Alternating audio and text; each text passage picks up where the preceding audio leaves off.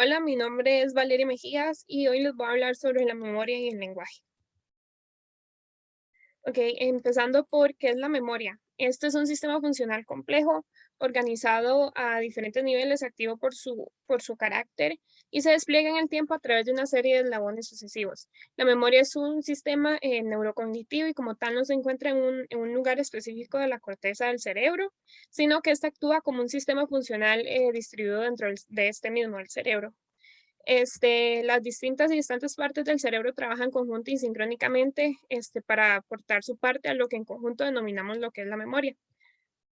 También, el enfoque por nivel permite poder, encontrar aquellos factores que definen las alteraciones de la memoria y su posible localización. Y si estamos ante un sujeto con o sin lesión cerebral, ¿verdad? También los problemas pueden estar ligados a factores de primer orden, tales como la motivación, planificación o estrategias de memorización, que es un fenómeno personal e intransferible. Es posible que las habilidades amnésicas de un sujeto estén condicionadas por su dotación genética para que la selección natural actúe sobre la memoria. Y para esto es necesario que haya variaciones hereditarias, genéticas, sobre los distintos tipos de memoria que existen naturalmente en la naturaleza de las personas. La memoria y aprendizaje. Aunque ambos términos no se refieren a un mismo concepto, están relacionados. La memoria es la consecuencia y la exigencia del aprendizaje y es la persistencia del mismo. La persistencia será uno de los aspectos más distintivos del aprendizaje. A través de las modificaciones estructurales o bioquímicas dentro de las neuronas, se lleva a cabo el intercambio de comunicación entre las distintas neuronas de una misma zona. Se ha demostrado que las alteraciones, perdón, que las alteraciones en la eficacia sináptica pueden estar directamente relacionadas con el aprendizaje conductual, que esto se vive en la habituación, la sensibilización y el condicionamiento clásico, que eso lo vimos en la clase pasada. En los modelos conexionistas o de redes neuronales artificiales o de procesamiento distribuido en paralelo, o también conocido como PDP, la información está distribuida a lo largo de distintas redes neuronales. Cuando se produce un nuevo aprendizaje, se produce un nuevo reajuste entre los pesos de las conexiones. Ok, ahora la memoria de la psicología cognitiva. Los aspectos cognitivos de la memoria se hace interesante reseñar que el tipo de interdisciplinariedad sostenida en los estudios de la memoria, que son esenciales en el desarrollo de la neurociencia cognitiva, constituye un fenómeno histórico relevante. También la neurociencia cognitiva de la memoria no debe ser reduccionista y una orientación interdisciplinar es la que se impone en la investigación de ciertas cuestiones que implican tanto una aproximación neurológica como cognitiva.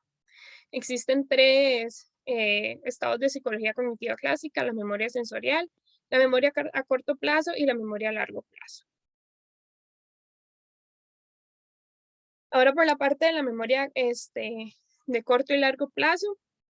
La a corto plazo es un mecanismo de memoria que tiene una persistencia limitada, ya que su duración está entre los 15 y 30 segundos y tiene además una capacidad limitada. Es una memoria que retiene principalmente las propiedades físicas de la estimulación del exterior y la información almacenada es prácticamente accesible casi inmediatamente.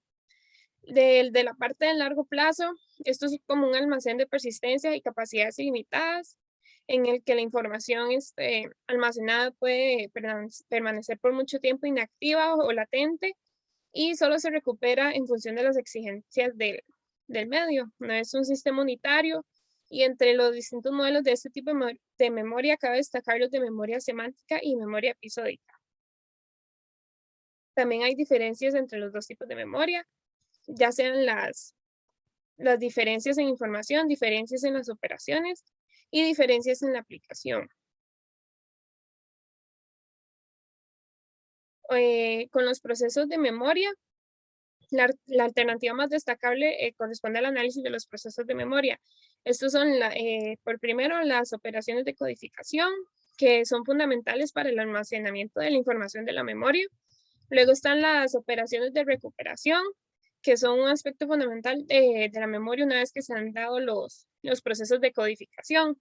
Toda la información que hemos aprendido a lo largo de la vida está en la memoria, incluso los datos que a veces se cuesta recordarlos. Como lo mencioné anteriormente, están latentes en el cerebro. Y están también los procesos de olvido, que por algunas circunstancias existen hechos que se olvidan o situaciones y que por distintas razones hay otros que se resisten a no, ¿verdad? A no ser olvidados. Hay dos procesos para que aparezca el olvido. El desuso, es decir, los procesos de memoria hacen su propia selección del material que debe ser recordado y lo que se debe deshacer, y las interferencias entre las memorias.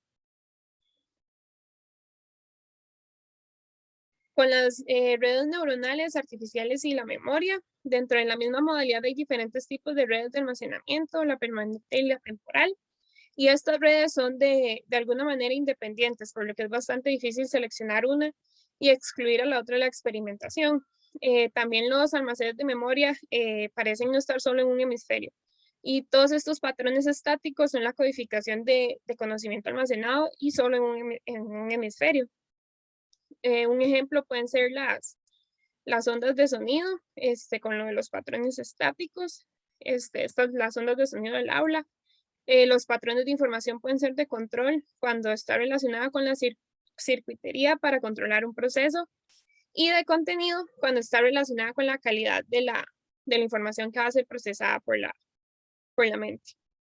La memoria distribuida no es más que un gran número de elementos de procesamiento simple que envían señales excitatorias e inhibitorias a cada uno de los otros, de tal manera que el procesamiento de la información se realiza en función de las interacciones excitatorias. Eh, También está el hipocampo, que el hipocampo y el giro hipocámpico son fundamentales para el registro y el almacenamiento de nuevas memorias.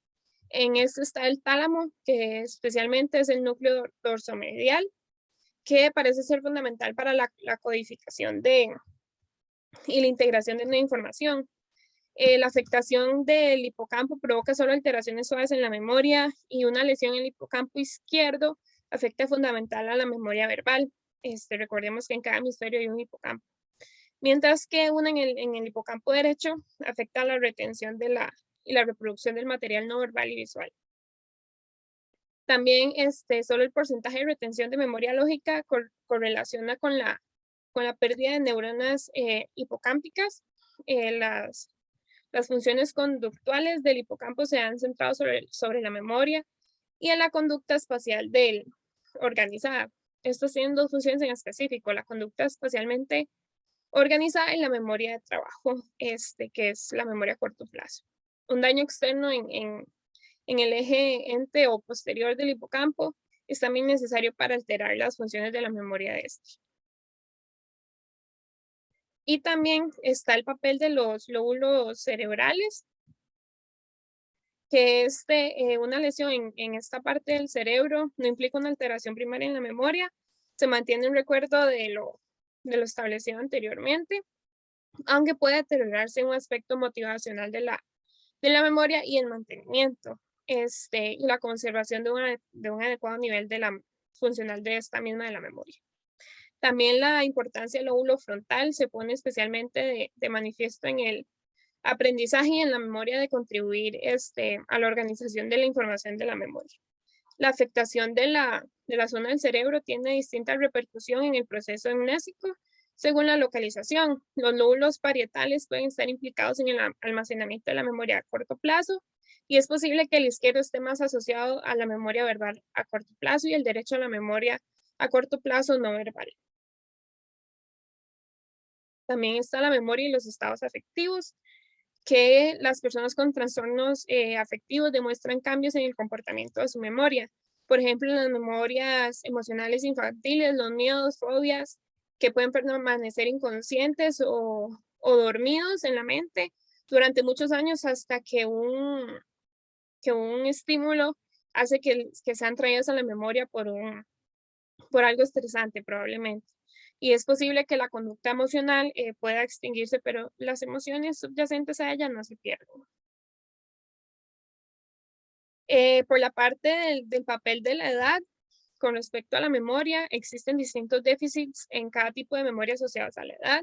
El problema puede residir en la capacidad para aprender cosas nuevas, pues una vez que se aprendió algo, la capacidad para recordarlo no es muy diferente entre los mayores y los jóvenes, pero estudios realizados en adultos sin signos de daño cerebral o trastorno psicótico mostraron que las memorias primarias y secundarias implicadas en los procesos de la retención de aprendizaje o no se ven exactamente afectados por la edad. Los problemas de aprendizaje de nueva información se relacionan con los cambios que se producen en el cerebro a causa del envejecimiento de las personas, lo cual es inevitable.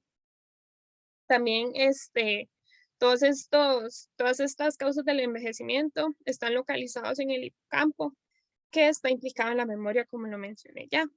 Este, y también se da lo que es que la memoria depende de la participación cooperativa de las asambleas neuronales, que residen tanto en los sistemas corticales como en los subcorticales, que está especializada en procesar diferentes tipos de información. Y las hormonas y transmisores influencian a la fuerza de aprendizaje y pueden modular la memoria. Y por último, de este tema de la memoria, está la batería de memoria, que es una escala que ofrece al final un cociente de memoria obtenido a través de 7 subtests, que es para medir también esto de la edad. Estos 7 los voy a mencionar, que es la información personal y actual, la orientación, control mental, la memoria lógica, dígitos, la reproducción visual y el test de aprendizaje asociado. Por la parte del lenguaje, este término hablado hace referencia a palabra o a un discurso usándose para reflejar tanto la inclusión de actividades psicológicas como un código de lenguaje. Este tiene 3 dimensiones.